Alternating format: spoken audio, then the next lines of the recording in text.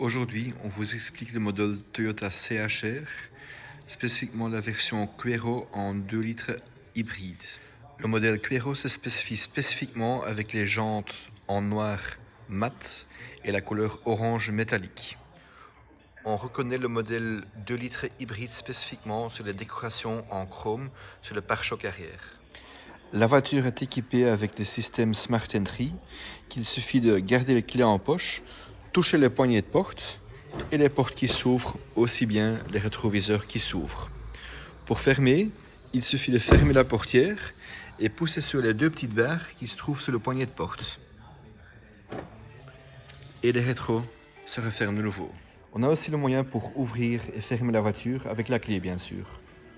Ouvrir, alors on voit que les rétros s'ouvrent, et fermer, on voit que les rétros se ferment et que la voiture sera bien sûr aussi fermée. L'ouverture du réservoir d'essence est en poussant le bouton ici.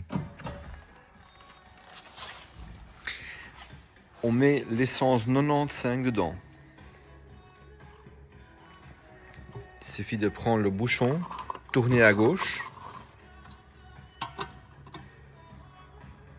et le refermer en tournant à droite jusqu'au moment qu'on sent et on entend un petit clic. Il suffit après de simplement fermer. Voici, on retrouve la commande pour les vitres électriques. Il y a 4 vitres électriques avant et arrière. Pour ouvrir, il suffit de pousser sur le bouton. La vitre s'ouvre automatiquement. Tirez le bouton pour fermer la fenêtre. Il y a aussi bien un bouton qui se trouve ici à gauche pour verrouiller les vitres côté passager et derrière. Aussi bien la fermeture des portières. Fermer, ouvrir. Au-dessus, on retrouve la commande pour les rétroviseurs. Donc on tourne ou bien de L, gauche, R, à droite, pour régler le miroir. Il suffit de laisser la position automatique pour l'ouverture et fermeture des rétroviseurs automatiques. On peut bien sûr, en roulant, pousser en bas et on verra que les rétros se ferment. Si on le met de nouveau sur A, vous allez voir qu'il s'ouvre de nouveau automatiquement. À gauche du volant, on retrouve le bouton pour le Automatic High Beam. Il suffit de pousser sur le bouton et pousser le levier en arrière. Alors vous allez voir sur le dashboard que vos tout grands fers vont fonctionner automatiquement. Deuxièmement, il y a aussi le bouton pour le stationnement automatique. En poussant le bouton, vous allez voir sur l'écran central les indications qu'on doit faire. Pour démarrer la voiture, avec le pied droit, on pousse sur le frein et on appuie sur le bouton Power. À ce moment-là, sur le dashboard, vous allez voir la petite signe de Ready qui sera affichée. À ce moment-là, le moteur est activé et prêt à rouler. Le levier à gauche, c'est pour les phares. Vous voyez que les phares sont maintenant allumés automatiquement sur la position auto. Il suffit de tourner en haut pour le manipuler manuellement. À côté, il y a les freins de brouillard. Les freins de brouillard avant et avant-arrière. Vous le voyez aussi là-bas. Pour l'éteindre, simplement un petit clic en bas et vous voyez que les deux sont désactivés. Côté droite sont les essuie-glaces. Elle est maintenant sur la position haut. Pas activée. Une fois en haut, simplement une fois essuyé. Si on va en bas, on a aussi une position automatique. La sensibilité se règle ici. Moins sensible, plus sensible. En général, on le met comme ça.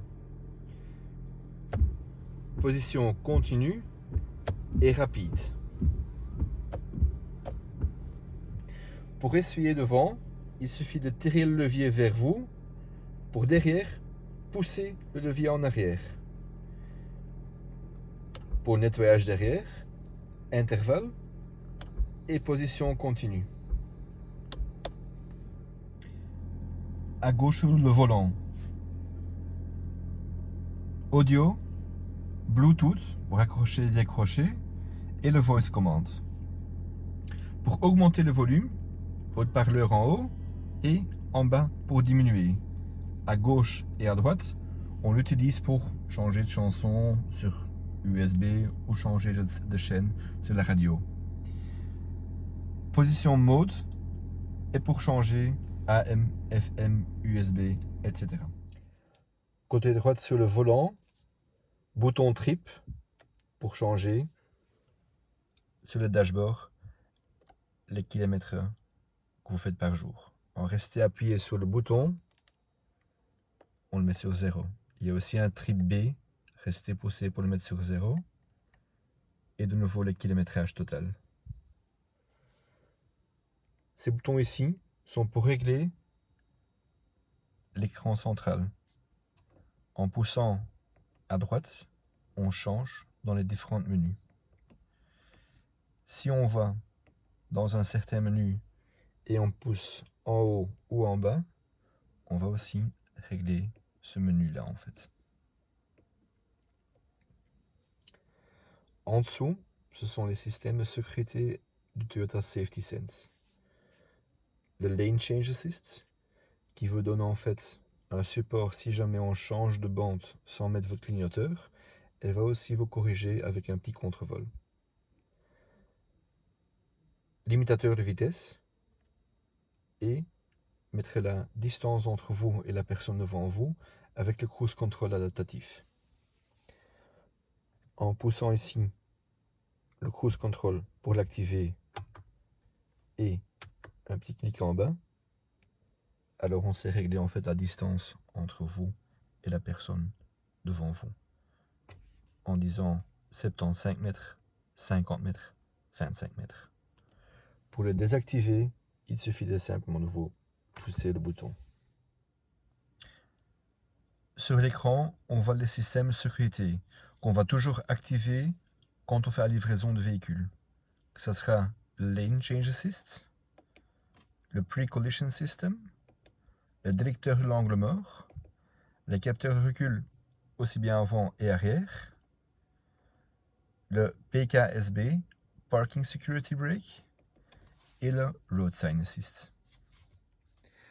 La clim digitale. Pour l'activer, poussez sur le bouton Auto. Vous allez voir que ensemble avec ça, il y a le bouton Airco qui s'enclenche. Si on change la température ici, elle va le prendre pour les deux côtés. Bien sûr, il y a aussi moyen pour changer le côté passager manuellement.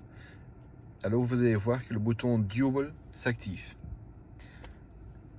Si on le désactive, vous allez voir qu'il reprend de nouveau la température côté conducteur.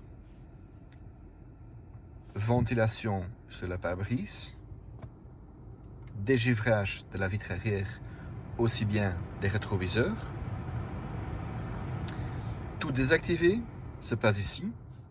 Donc de nouveau auto pour l'activer. Reprendre l'air à l'intérieur.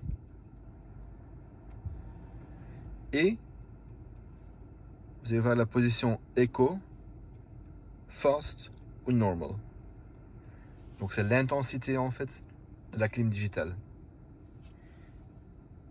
À gauche et à droite, on retrouve aussi les boutons pour laisser échauffer. Si on l'active, c'est directement à max, medium, soft et désactivé. Pareil là-bas bien sûr.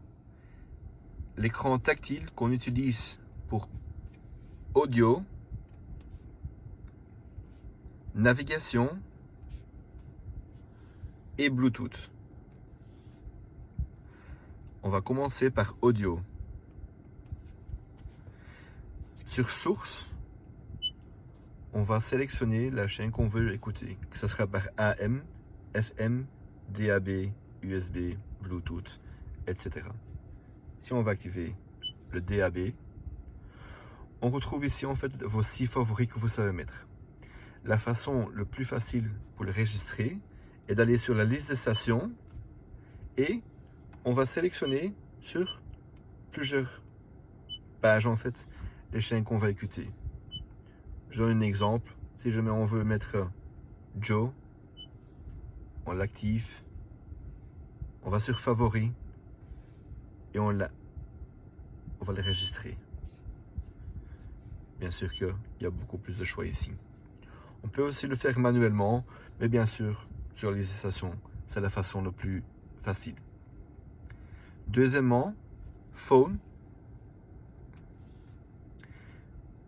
Aucun périphérique Bluetooth n'est enregistré. En ajouter un maintenant. Vous faites oui.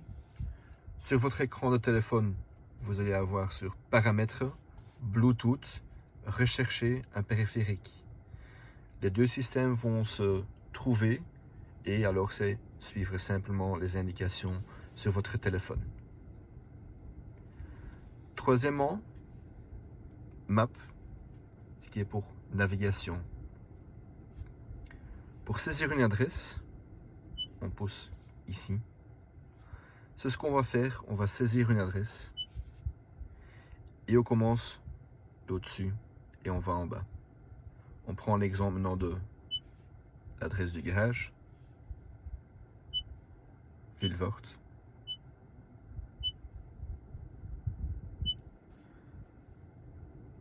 Puis on va vers rue,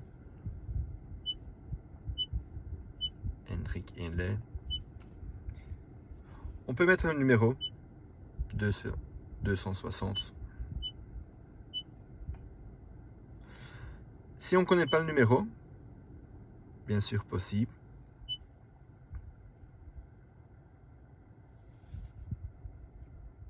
et on va pousser sur calculer.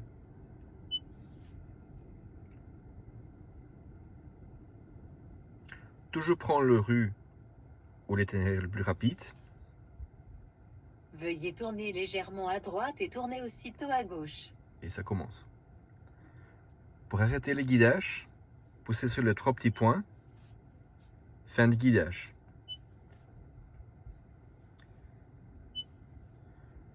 Pour aller vers les itinéraires les plus récents, vous allez voir que les dernières 50 vont rester dedans. Donc c'est très facile pour rechercher une adresse. On clique dessus et elle commence de nouveau. Si on met la voiture en marche arrière, il suffit de monter le bouton, mettre en arrière. Vous allez voir sur l'écran la caméra. Où est-ce qu'on voit ici votre pare-choc arrière et la ligne rouge qui représente plus ou moins une distance de 25 à 30 cm. Donc toujours respecter cette distance-là par rapport à la personne derrière vous. Le coffre s'ouvre en poussant le bouton qui est ici. On clique et la voiture elle s'ouvre. Pour fermer, on tire ici et on descend. Voilà, je vous souhaite beaucoup de chance avec votre nouveau véhicule.